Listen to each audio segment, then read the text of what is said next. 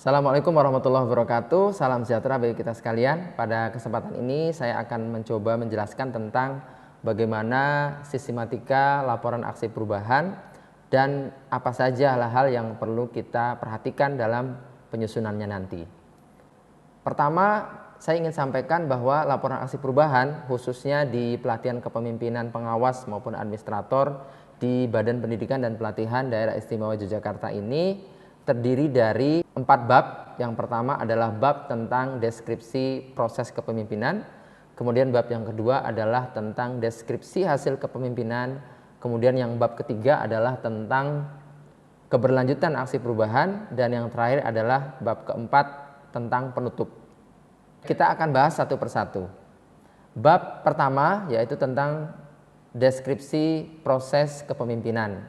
Pada bab ini terdiri dari 3 subbab. Yang pertama adalah bagaimana menjelaskan tentang membangun integritas. Kemudian yang kedua tentang bagaimana pengelolaan pelayanan itu dengan memanfaatkan teknologi informasi. Kemudian yang ketiga adalah bicara tentang bagaimana pengelolaan tim. Jadi dalam pelatihan kepemimpinan ini kenapa sistematikanya seperti itu? Sebenarnya untuk melihat sejauh mana kepemimpinan Bapak Ibu dilihat dari pertama prosesnya. Tadi yang pertama membangun integritas. Jadi pada saat Bapak Ibu melaksanakan aksi perubahan, Bapak Ibu harus mampu membangun integritas. Misalnya yang pertama adalah membangun trust, membangun kepercayaan, baik kepercayaan orang lain di dalam tim itu terhadap Bapak Ibu maupun kepercayaan stakeholder terhadap Bapak sebagai pemimpin perubahan maupun kepercayaan stakeholder terhadap tim itu secara umum. Jadi karena apa? Dalam proses kepemimpinan faktor utama yang paling penting adalah membangun trust, kepercayaan. Bayangkan kalau misalnya di dalam tim itu tidak ada saling percaya atau lebih parah lagi stakeholder nggak percaya dengan apa yang kita lakukan, maka tentu itu akan menghambat terhadap proses dari aksi perubahan yang akan kita lakukan. Jadi dalam membangun integritas ini silahkan Bapak Ibu jelaskan bagaimana proses kepemimpinan Bapak Ibu dalam membangun kepercayaan, kemudian membangun trust dari sisi perilaku kerja, etika, dan lain sebagainya.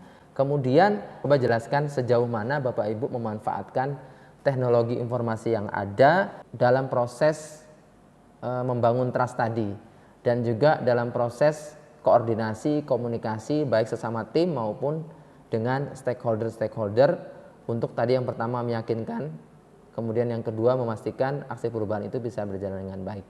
Dan tentu ini akan mengarah kepada SPBE ya, sistem pemerintahan yang berbasis elektronik. Jadi sekali lagi silahkan jelaskan konteks pemanfaatan apa. Kalau kita contoh kecilnya memanfaatkan WA Group misalnya ya dalam proses komunikasi dengan tim, itu juga bagian dari pemanfaatan TI. Dan hal-hal lain yang mungkin Bapak Ibu bisa jelaskan. Apalagi saat ini kita mengalami COVID yang mengakibatkan ada WFO, WFH, dan tentu proses pemanfaatan TI ini menjadi salah satu solusi. Nah, tinggal Bapak Ibu nanti menceritakan bagaimana prosesnya. Tentu dengan bisa ditambahi dengan gambar ataupun ilustrasi-ilustrasi yang bisa membantu pembaca untuk melihat bagaimana proses Bapak Ibu dalam memanfaatkan IT.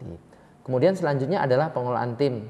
Pengelolaan tim ini untuk memastikan dalam proses kepemimpinan apa yang sudah Bapak Ibu rancang ya di rancangan aksi perubahan dengan job description-nya masing-masing. Nah, pada proses ini adalah Bapak Ibu memastikan bahwa job description itu bisa berjalan dengan baik.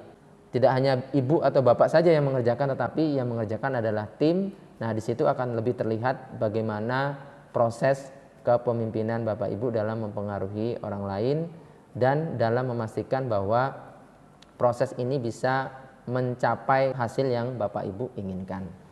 Jadi itu penjelasan tentang bab pertama. Kemudian bab kedua, kalau tadi bab pertama adalah tentang proses kepemimpinannya seperti apa, berarti yang bab kedua itu adalah hasilnya.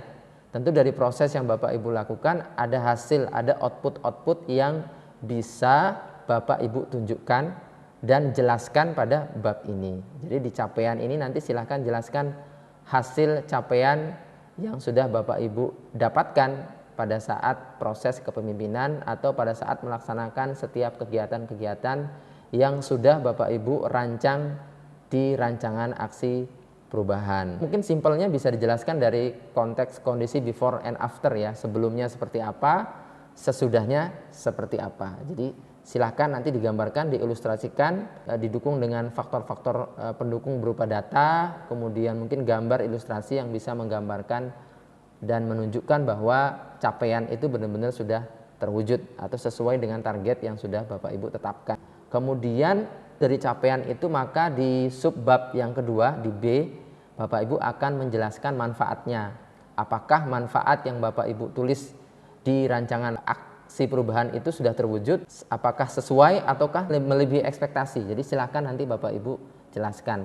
Tapi tentu penjelasan kemanfaatan itu tidak hanya berdasarkan asumsi Bapak Ibu, tetapi harus didukung oleh data.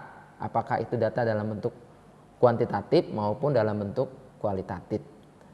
Atau juga bisa ditambah atau diperkuat dengan testimoni-testimoni dari stakeholder yang merasakan manfaat dari apa yang Bapak Ibu sudah lakukan. Ibarat kita di warung makan, Bapak Ibu itu adalah yang membuat masakan, kemudian Bapak Ibu menyajikan kepada pembeli. Nah, yang menyatakan makanan Bapak Ibu enak atau tidak itu kan tidak hanya Bapak Ibu ya, tentu Bapak Ibu sudah mencicipi ya. Oh, saya rasa ini enak. Tetapi yang lebih penting adalah pembeli tadi yang membeli makanan Bapak Ibu yang perlu kita tanyakan, ini enak atau tidak. Nah, kurang lebih kemanfaatan atau deskripsi dalam konteks kemanfaatan yang bisa Bapak Ibu tuliskan nanti kurang lebih seperti penjelasan saya tadi. Kemudian yang selanjutnya adalah bab ketiga. Nah, bab ketiga ini tentang keberlanjutan aksi perubahan. Kan Bapak Ibu tentu punya rencana untuk bagaimana melanjutkan apa yang sudah Bapak Ibu lakukan di aksi perubahan kemarin atau di jangka pendek kemarin. Tentu ada jangka menengah atau jangka panjang yang Bapak Ibu bisa rancang, tentu sekonkret mungkin, sejelas mungkin sehingga pembaca ataupun penguji bisa yakin bahwa memang apa yang akan Bapak Ibu lakukan itu memang real bisa dilaksanakan. Artinya by system gitu. Misalnya nanti Bapak Ibu dipindah, mutasi atau mungkin promosi, sistem yang sudah Bapak Ibu bangun di aksi perubahan jangka pendek itu tetap bisa berjalan dengan baik.